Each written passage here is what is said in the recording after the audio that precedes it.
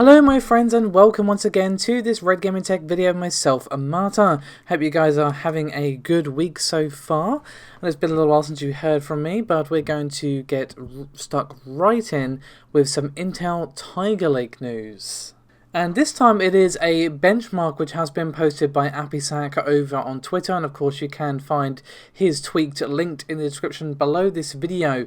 And it is a 3D Mark Night Raid benchmark that we have this time around, and we have the 11th gen i7 1165G7 facing off against the Ryzen 4000. We have Ryzen 4800U, sorry, should I say, and the 4800HS. So what do these results actually tell us? Well, you can see the score for yourself, the CPU score of course.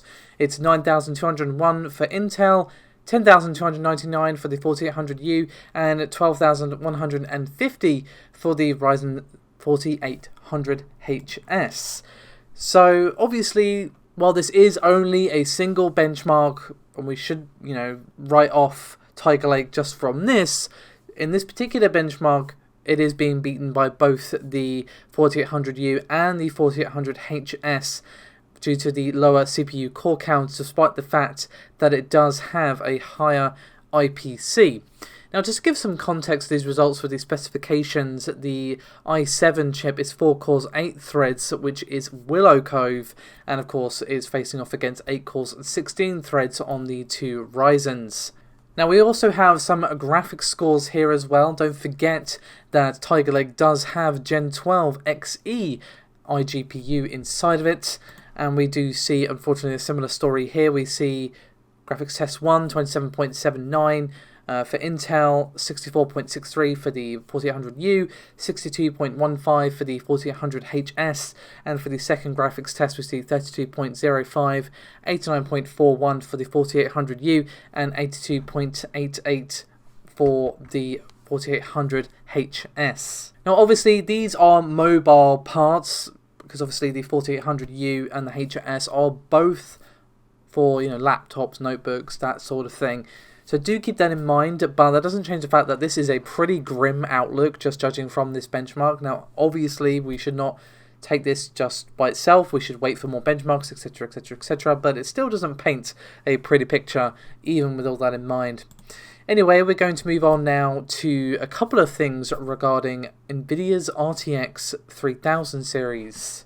Now, of course, we've all seen the allegedly leaked designs for the RTX 3080 that have been doing the rounds. Personally, I'm not overly keen on the design, but obviously it may look better in person, assuming this, of course, what the final consumer level product will actually look like. But we're not here to talk about that, we're here to talk about a very interesting report from Igor's lab. You can, of course, find their article linked in the description below this video. So according to their findings, which were of course spurred by the leak of the 3080 cooler design, Nvidia is working on at least 3 graphics cards based on the PG132 board.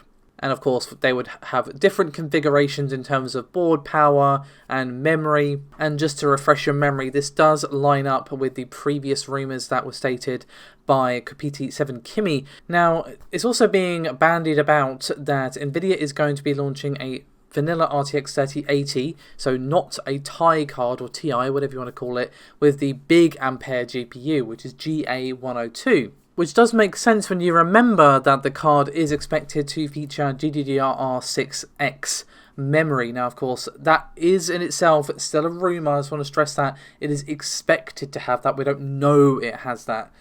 So, in previous leaks, we have seen that the RTX 3080, words are hard, is going to have a 320-bit bus alongside 10GB of memory, which would make it roughly 25% upgrade over Turing.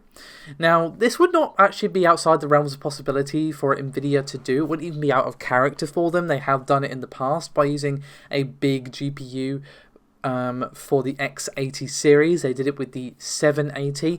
But of course, whether or not this is true, we'll have to wait and see, most likely until August, if they follow what they did with the RTX 20 series reveal. We obviously had the Gamescom thing in August. Undoubtedly it will be a digital event like GTC was, but still I'm pretty much expecting to see something around then, but of course that is just speculation on my part. So what's also interesting is that there's rumours doing the rounds as that the next gen Titan is actually going to be, well, the RTX 3090. Which I guess could make sense because an RTX Titan already exists. So in terms of branding and all that sort of stuff in Nvidia's head, it's clearer what it is if you call it the 3090 and maybe just put the 3090 Titan or something like that in the branding for the name as well. If you just call it the RTX Titan 30 or something, I guess you could, but it definitely raises some interesting questions that we will be seeing the Titan cards be less of a sort of odd one out in the lineup in terms of that it will have the same naming convention as the rest of the SKUs.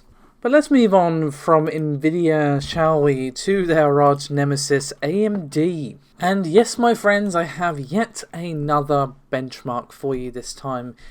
Thanks again to Rogame, who once again discovered this. It is an Ashes of the Singularity benchmark this time around, and it is for the Ryzen 3800XT. So let's have a look at the information we can see here. Obviously, we can see that, it's a 3800XT. It was paired with an RTX 2080. The test was run at the crazy preset at 1080p.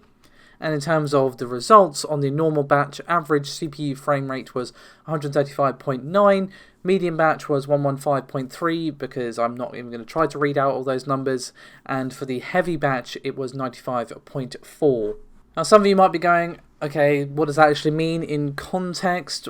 Roughly 10% uplift from the 3800X, just from what we have seen, which isn't bad considering allegedly this is going to be a refresh, and it's looking more and more likely that this refresh exists.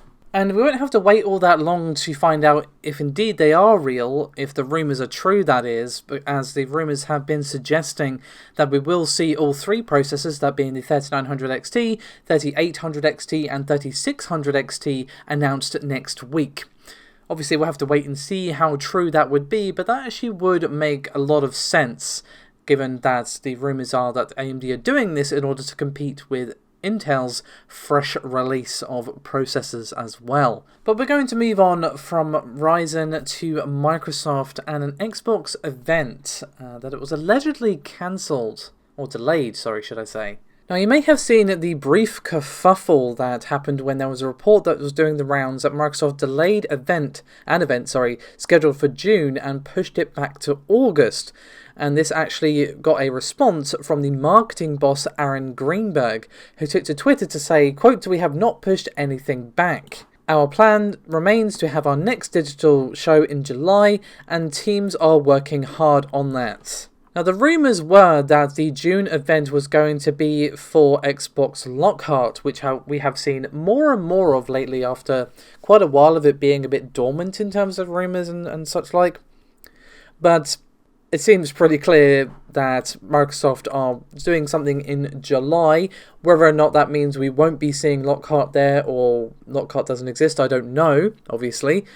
But the rumours were that we'll be seeing the May event, the Inside Xbox event, which obviously we did have. July would be Lockhart and June would be Lockhart, should I say, and July would be the Xbox Series X price reveal, exact release date reveal, and probably some more games and gameplay and such like.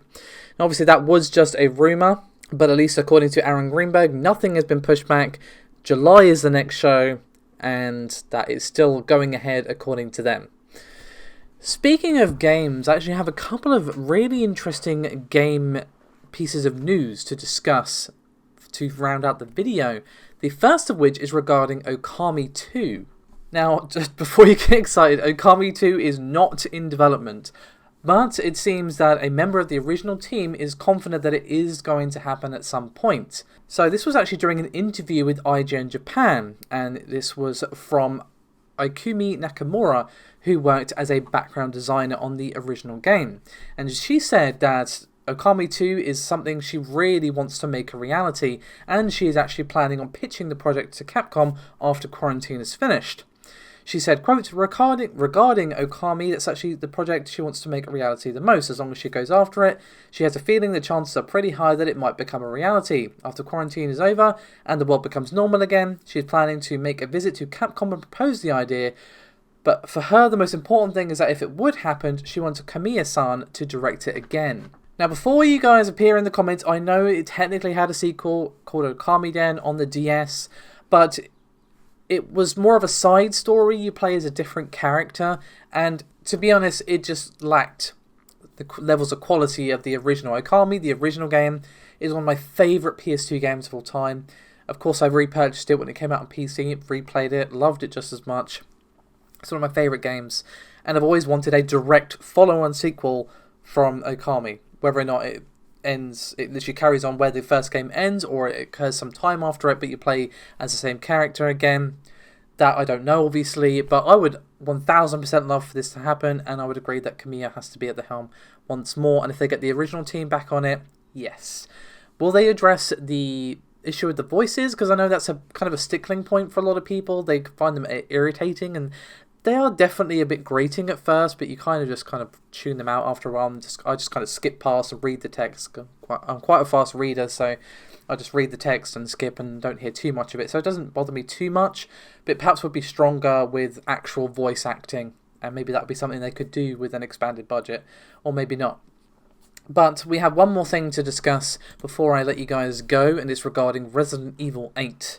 And these rumours come to us once again from our good friend Dusk Golem over on Twitter. You may recall them from the Silent Hill rumours I was discussing a little while ago, and they have been taken to Twitter again to reveal some details, rumours of course, about Resident Evil 8. So let's get stuck in, because as per normal they had quite a bit to say. It's a quote, I guess I should mention this. Though Ethan is the main playable character of RE8, RE8 has 3 playable characters.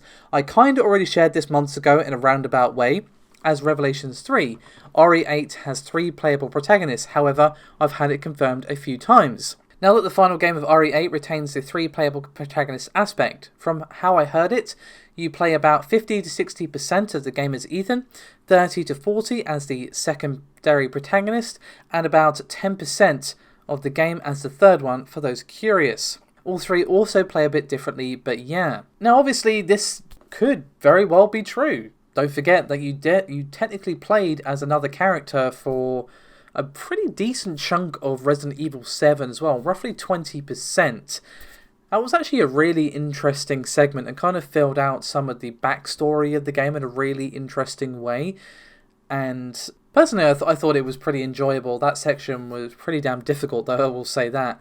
Now, I do wonder how this is going to actually go in the actual game. Like, is it going to be like an RE7 where you're watching a tape of something that's already happened, or you're seeing something that has already happened? Or would it just be like, elsewhere, this person is doing this thing? I mean, it could be both, to be honest. It could just be like, hey, you see things that are happening now, but you also see things that happened in the past. I mean, I would say that maybe there'll be a little side campaign like you saw Resident Evil 4 with the Separate Ways edition, which was really cool. I actually really enjoyed that campaign, but that was a bit different. That was kind of just like a little extra bit of content. It wasn't actually part of the main game, although it is actually tie things together nicely, and I feel like you should play Separate Ways if you do play RE4. Anyway, the point is, these are the rumours at the time, and obviously we've already heard previously leaks that the game is heavily inspired by Resident Evil 3.5 with a strong focus on the supernatural. So this potentially could tie in to these other characters. Maybe one of these other characters is someone that you meet, or someone that was previously there before you, or something like that. Obviously I could speculate literally till the cows come home, but I'm not going to do that because, well, the possibilities are literally endless, and of course one of those possibilities is that this is not true. We'll have to wait and see. There has been no official announcement for RE8 to even exist, but I'll be shocked if they're not working on it. I would fully expect to have an announcement from Capcom sometime soon. Normally I would say E3, but obviously E3 is not happening. Maybe, possibly, we'll see it at Sony's event on Thursday, potentially. Either way, looking forward to it. Resident Evil 7 was a big comeback for me. Really huge comeback for Resident Evil. Anyway, that is me done for this video. Thank you so much for watching. As always, your support is highly appreciated, and I'll see you next time. Bye-bye.